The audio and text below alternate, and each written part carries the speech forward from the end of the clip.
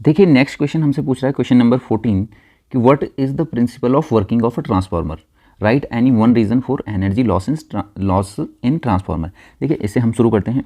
Question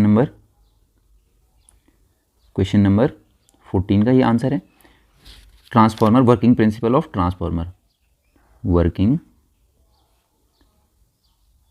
principle of transformer. तो आप इसे लिखिए, अंडरलाइन कीजिए और शुरू कीजिए। सबसे पहले तो यहाँ पे क्या कीजिए, एक डायग्राम बना लीजिए। फिजिक्स में कोशिश किया कीजिए कि आप हर क्वेश्चन में एक डायग्राम बना लें, ठीक है। तो यहाँ पे आपने सबसे पहले कोर बनाया, ओके, ये आपका प्राइमरी साइड, ठीक है।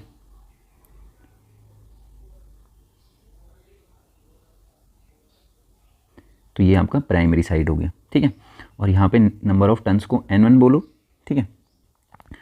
और यहाँ पे आपका अल्टरनेटिंग करंट कोई AC लगा हुआ है। इधर आपका सेकेंडरी साइड है,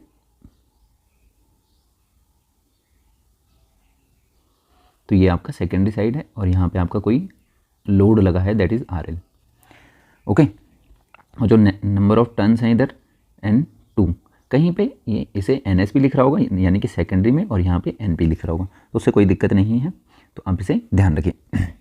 तो ये क्या है, बेसिकली ट्रांसफार्मर है। उसके बाद आपको लिखना है इसका वर्किंग प्रिंसिपल, ठीक है। तो हमें पता है कि ट्रांसफार्मर क्या होता है, एक डिवाइस होती है जो वोल्टेज को स्टेप अप और स्टेप डाउन कर सकती है।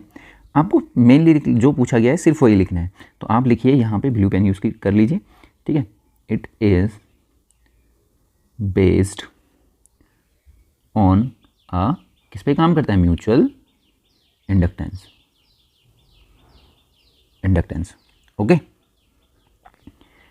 या इलेक्ट्रोमैग्नेटिक इंडक्शन भी हम इसे बोलते हैं, ओके। आप चाहें तो इसका वर्किंग प्रिंसिपल डिस्कस कर सकते हैं, ठीक है, पर ज़रूरत नहीं है, बस इसने प्रिंसिपल पूछा है, वर्किंग प्रिंसिपल पूछा है, तो आप इस पर ध्यान रखिए कि किस पे काम करता है, म्यूचुअल इंडक्टेंस पे। उसके बाद आप चाहें तो यहाँ पे क्या कर सकते हैं, सीधा जो हमारा ट्रांसफॉर्मेशन रेशियो का फॉर्मूला होता है, यानी कि ES upon EP up is equal to NS upon NP। और अगर करंट की बात करें तो करंट उल्टा होता है, यानी कि IP ऊपर आएगा और IS नीचे जाएगा। ये किसके बराबर होता है, K के बराबर होता है। इसको आप इसके नीचे लिख लीजिए, ठीक है। अब देखिए क्या होता है कि जो लॉस होता है ट्रांसफार्मर में, ये दो टाइप के होते हैं, ठीक है। लॉसेस इन, आप इसे डिस्कस मत करना, बस मैं जस्ट समझाने के लिए बोल रहा हूँ। तो ट्रांसफार्मर में दो टाइप के लॉसेस होते हैं, जो हमने पूछा है क्वेश्चन के, हम वहाँ तक पहुँच रहे हैं। एक होता है हमारा आयरन लॉसेस, एक होता है हमारे कॉपर लॉसेस। जो हमारे आयरन लॉसेस होते हैं, इन्हें हम फिक्स्ड लॉसेस भी बोलते हैं। क्या बोलते हैं, फिक्स्ड लॉसेस। और जो हमारा कॉपर लॉसेस होता है, इन्हें हम वेरिएबल लॉसेस बोलते हैं, वेरिएबल लॉसेस, ठीक है। वेरिएबल लॉसेस क्यों बोलते हैं, क्योंकि इन्हें I2R लॉसेस बोला जाता है, और करंट वेरी कर रही है इसीलिए ये वेरिएबल लॉसेस हैं, ठीक है। आयरन लॉसेस दो टाइप के होते हैं हमारे, अगेन एक होता है हमारा एडी करंट लॉसेस, और एक होता है हमारा हिस्टैरिसीस, ओके। और जो हमारा कॉपर लॉसेस होता है वो तो I2 चल ही रहा है।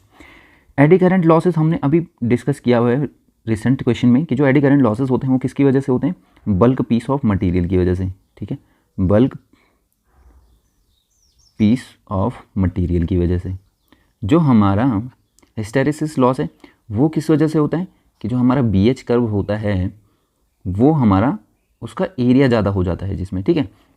तो उसमें हमारा, जिसमें हमारा ज़्यादा एरिया हो जाता है, ये भी अंडर द BH कर्व, वो जिसका ज़्यादा होगा उस मटेरियल को अगर हम यूज़ करेंगे तो हमारे हिस्टैरिसीस लॉसेस बनेंगे, ठीक है। तो हम कोशिश करते हैं कि उस मटेरियल को कोर की तरह यूज़ करें हम, जिसका ये BH कर्व क्या हो, मिनिमम हो। इसीलिए हम यहाँ पे क्या कर देते हैं, सॉफ्ट आयरन कोर का हम यूज़ करते हैं, आयरन कोर यूज़ करते हैं, क्योंकि उसका एरिया अंडर BH कर्व क्या होता है, बहुत कम होता है। तो आप ध्यान रखिए दो कॉजेज़ क्या क्या हैं, कारण क्या क्या हैं, एक तो बल्क पीस ऑफ मटेरियल को यूज़ कर लेना, एक उस मटेरियल को यूज़ कर लेना जिसका BH कर्व के अंदर में जो एरिया आ रहा है वो ज़्यादा है। तो आप ये दो पॉइंट लिखती हैं, लिखता है रीज़न कि आप bulk piece of material use कर रहे हो, पीस ऑफ मटेरियल यूज़ कर रहे हैं, या दूसरा रीज़न इसका हो सकता है कि यूजिंग मटेरियल